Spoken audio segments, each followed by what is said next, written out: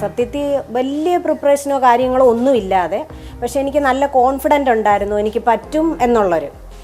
അങ്ങനെ കൊല്ലത്ത് വരികയും അതിൽ നമ്മുടെ കൊല്ലത്ത് വെച്ച് നടന്ന റോസ് ബ്രാൻഡും മാതൃഭൂമിയും കൂടെ ചേർന്ന് പങ്കെടുപ്പിച്ച ഇന്ത്യയിലെ ഏറ്റവും വലിയ കോൺടെസ്റ്റിൽ പങ്കെടുക്കാൻ എനിക്ക് നല്ലൊരു അവസരം ഉണ്ടായി.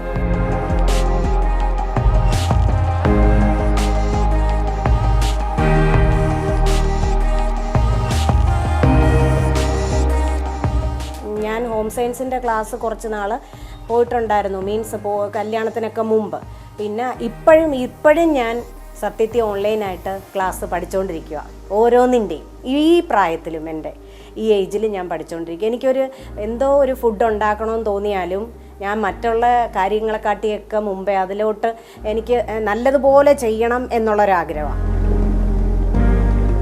അമ്മ നല്ലൊരു പാചകക്കാരിയാണെന്ന് തന്നെ പറയാം. ഭയങ്കര ഇൻട്രസ്റ്റ് ആയിരുന്നു അമ്മയ്ക്ക് പാചകം ചെയ്യുന്നതിൽ. ആ ഒരു കഴിവ് മാത്രമാണ് എനിക്ക് കിട്ടിയേക്കുന്നത്, അല്ലാതെ എൻ്റെ ഇതല്ല, ബാക്കിയെല്ലാം ദൈവത്തിൻ്റെ. അമ്മയുടെ ആ കഴിവ് എനിക്ക് കിട്ടിയെന്നാണ് എൻ്റെ പൂർണ്ണ വിശ്വാസം. ഒരു 7 വർഷം കൊണ്ട് ഞാൻ കേക്ക് കൊടുക്കുന്നു. എൻ്റെ കസ്റ്റമർ എന്നെ തേടി വരുന്നു.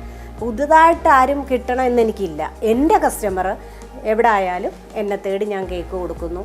അങ്ങനെ ഞാൻ ഈ നില വരെ എത്തി. അപ്പോഴാണ് പിന്നെ ഈ കോൺടെസ്റ്റിൽ ഞാൻ പങ്കെടുത്തത്. നമ്മൾ പുറത്തുനിന്നൊരു ഇവിടെ നമ്മുടെ പുനലൂരൊരു കടയിൽ നിന്ന് തന്നെ മേടിച്ച സാധനം കഴുകി ഉണക്കി ഞാൻ പൊടിച്ച് സൂക്ഷിച്ച് വെക്കുന്നത് എൻ്റെ അമ്മ എങ്ങനെ ആ കൂട്ടുകൾ പൊടിക്കുന്നതെന്ന് ഞാൻ എൻ്റെ മൈൻഡിലൊന്ന് വെച്ചിട്ടുണ്ട്.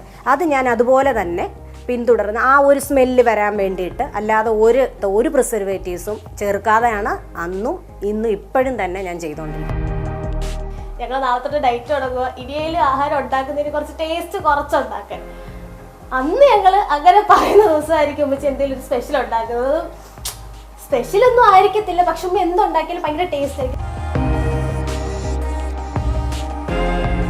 കൈമ റൈസ് റോസ് ബാൻഡ് അൺഎക്സ്പെക്റ്റഡ് ആയിട്ട് എനിക്കൊരു 2-3 വർഷം മുമ്പ് കിട്ടി. ഒരു ടെൻഷനും ഇല്ലായിരുന്നു റൈസിനെ കുറിച്ചായാലും. ഒതൻറ്റിക് ഫ്ലേവർ വരണം എന്നേ എനിക്കുണ്ടായിരുന്നുള്ളൂ. ആർട്ടിഫിഷ്യൽ ഒന്നും വേണ്ട, ഒതൻറ്റിക്കായിട്ട് ചിക്കൻ്റെയും റൈസിൻ്റെയും ഫ്ലേവർ മാത്രം വരിക എന്നുള്ളതായിരുന്നു എൻ്റെ ഉദ്ദേശം. എനിക്ക് അത് പ്രൈസ് കിട്ടണം അങ്ങനെയുള്ളതേ അല്ല.